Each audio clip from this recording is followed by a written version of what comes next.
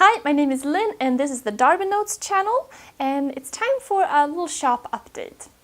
And now this past Friday I put on the glue test video, which was a fun video, and there was a lot of footage to deal with in that video, and I was trying to not make it a 30-minute video and it's still quite long, but that was just was really interesting to do all those tests, you know, the results were quite surprising too, so that was really fun. And you know, I was trying to break that epoxy and it was just so strong, I couldn't break it. And then, you know, when you start needing like 45-pound weights to break a joint like that, I mean, that's why I did the bench press. I was just trying to think of some way I could break it.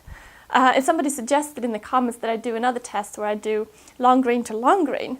But I mean, that would be so strong. I think I would have to have a super long board. And if I did that, I would need to use stronger wood, like oak or something, so that the wood doesn't snap. So then it becomes a whole other test, but I agree that would be interesting too. Well, this week I got to go to the lumberyard. I have a really cool lumberyard in the area, and there's lots of nice wood and reclaimed wood and different kinds of things. So I walked away with a nice piece of walnut that I'm going to use for a couple of things coming up. I'm trying to decipher what this is. I think it's walnut, but I'm not quite sure. It's so rustic. But if it is, I have a project in mind. Now, this was nice too. Ipe. Really heavy and dense wood. It's Brazilian walnut, so it's used a lot in decking and outdoor furniture and things. So that would be a fun project too to do something with. So look, here I found all these reclaimed old boards. And wouldn't they be great to sand down and use for a bench or a headboard or something like that? I just love how rustic they look, and maybe I'll do something like that soon.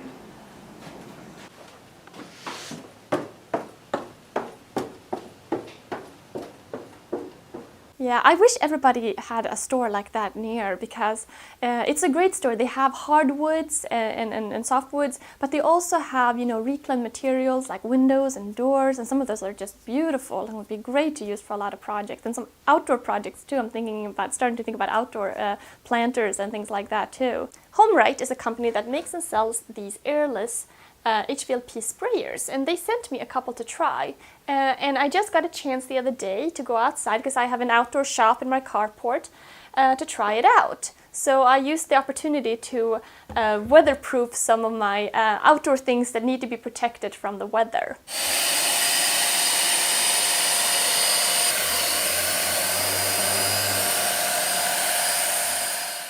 I used some paint I had on hand, a paint and primer in one. And it did really well. What's really cool about this gun is that you plug it in, so you don't need a compressor. Now the compressor is usually what's a big obstacle when you get an HVLP spray gun otherwise, because you need a pretty big tank. It uses up the air really fast. I have had a lot of experience with different spray guns. I usually use this gravity-fed one that is, you know, you plug it in to the compressor. And I like it, you know, it's good, and I use it a lot, especially for smaller projects and things like that, and it's quite nice with stain and polyurethane. And of course with a compressor, one thing that's nice with a compressor is that it gives you a lot of control, so that is nice with this. But on the other hand, you do have to deal with that compressor. And sometimes that is just annoying. So it restricts you from using it on larger projects because the air in the tank runs out so quickly. I mean, not to mention like a house or something like that. I mean, a room, you couldn't really do that unless you, yeah, it would just run out too fast. So for small things, it's really nice. On the other hand, having a compressor like that, it's big and clumpy and annoying to move. So it really needs to stay in place. Now that's why this one is really cool.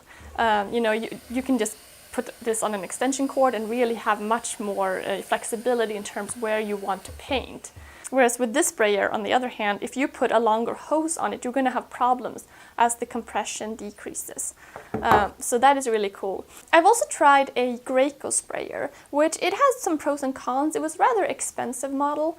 And one thing I really didn't like about that one is that it really had to build up pressure, so it kind of cycled in and out. So it was never really ready just when I needed it. So when I painted this one, I used latex paint, and in general, latex paint is quite annoying to paint, in my experience anyway. With this gun, I usually try to stay away from it because it clogs up the gun, it's kind of gunky, and ideally you use a filter, but I don't really, that's kind of annoying, so I usually don't do that. So I really like spraying oil paint. That usually works really nicely because then I can thin it with acetone. Or also spraying polyurethane or stain works really nicely. Of course, if you're using water-based paint, you can also thin it with a product like Floetrol, which really makes a big difference. And that, if you do that, you thin out the paint so it doesn't get, like, the quality of the paint doesn't decrease, but it goes through the sprayer nicer. Now, paint manufacturers and HomeRight, they recommend that you thin the paint with water. Now, I generally don't like to thin paint with water. I prefer a product like Floetrol because that way the paint becomes thinner and easier to pump through the gun, but it doesn't lose any of its qualities. It doesn't, wash out the color. So for that reason, I like to use a product like this. So I like this, and I'm going to be using this on a larger piece of furniture that I'm building for this Friday. I don't know if any of you have seen my filing cabinet by the computer that I have on the other side of the shop, but that one I painted by hand and it just took forever. So for larger pieces, it's really nice to use as paint sprayer because, first of all, it just goes on so much nicer, but it's also so much faster and easier to do. So it's really nice for those kinds of things. So this gun, for example, is exactly what I would not have used on the filing cabinet or for the project that I'm building this Friday, because the compression, the air just goes out too fast, and also it gunks up the gun really fast. Whereas this thing, you can just keep spraying forever. It won't go out, you just have to refill the paint. So that's really nice. So kind of looking forward to that project coming up next week. And of course, in general, paint is really good for protecting things outdoors. When you have an open outside workspace like this is my carport and this is where I do a lot of the cutting and different things. When you have a space like this to deal with, you quickly realize that any unpainted surface gets moldy rather quickly. So it's really important to treat any untreated wood, unless it's cedar or redwood or something like that.